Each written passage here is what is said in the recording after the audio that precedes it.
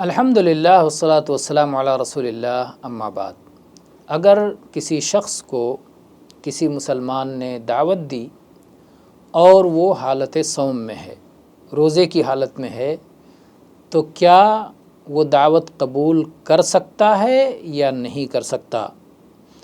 اگر وہ صوم کی حالت میں ہے، روزہ رکھے ہوئے ہے اور یہ فرض صوم ہے تو صوم نہ توڑے اور دعوت دینے والے کو مغفرت اور بخشش کی، برکت کی ان کے لیے دعا کرے۔ اور اگر نفلی صوم رکھے ہوئے ہے تو چاہے نفلی صوم توڑ کر کے دعوت قبول کر لے اور کھانا کھا لے، اور چاہے تو دعا کرنے پر اکتفا کرے، ان کے لیے برکت کی دعا کرے اور کھانا نہ کھائے۔ اس نے کہے کہ آپ کی دعوت قبول ہے لیکن میں چونکہ حالت صوم میں ہوں اس لیے معذرت خواہ ہوں۔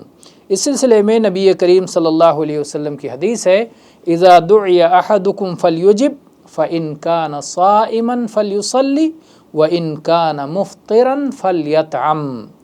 اگر کسی کو دعوت دی جائے تو وہ دعوت قبول کرے، اگر حالت صوم میں ہو تو دعا دے دے، اور اگر صوم میں نہیں ہے تو پھر کھانا کھائے۔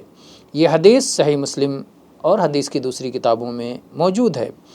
اور اسی طرح سے ابو سعید خدری رضی اللہ عنہ کی ایک حدیث ہے، کہتے ہیں کہ میں نے نبی کریم صلی اللہ علیہ وسلم کے لیے کھانا بنایا، اور جب میں نے کھانا رکھ دیا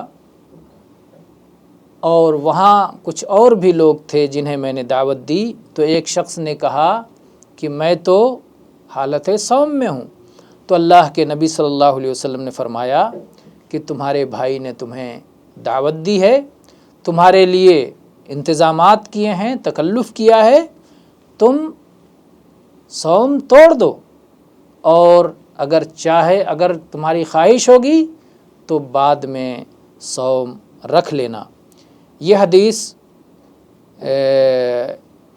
حافظ ابن حجر رحمہ اللہ نے اس کی سند کو حسن کہا ہے، اور ایسے ہی علامہ البانی رحمہ اللہ نے بھی اس کی سند کو حسن کہا ہے۔ آپ ارواء الغلیل دیکھ سکتے ہیں۔ تو یہ حدیث حسن درجے کی ہے۔ اللہ کے نبی صلی اللہ علیہ وسلم نے کہا کہ صوم توڑ دو اور چاہو تو بعد میں اس کے بدلے رکھ لینا، اس لیے کہ نفلی صوم شروع کر دینے سے فرض نہیں ہوتا۔ تو اگر آدمی چاہے کہ نفلی صوم پورا کرنا تو بعد میں اسے الگ رکھ سکتا ہے، اور اگر نہ چاہے تو پھر وہ آزاد ہے، درمیان میں چھوڑ سکتا ہے۔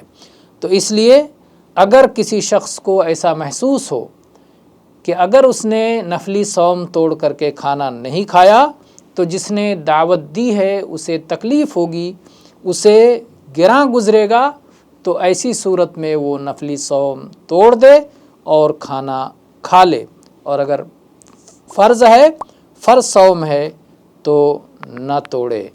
تو یہ رہا مسئلہ حالت صوم میں دعوت کا۔ واللہ اعلم والحمد للہ رب العالمین۔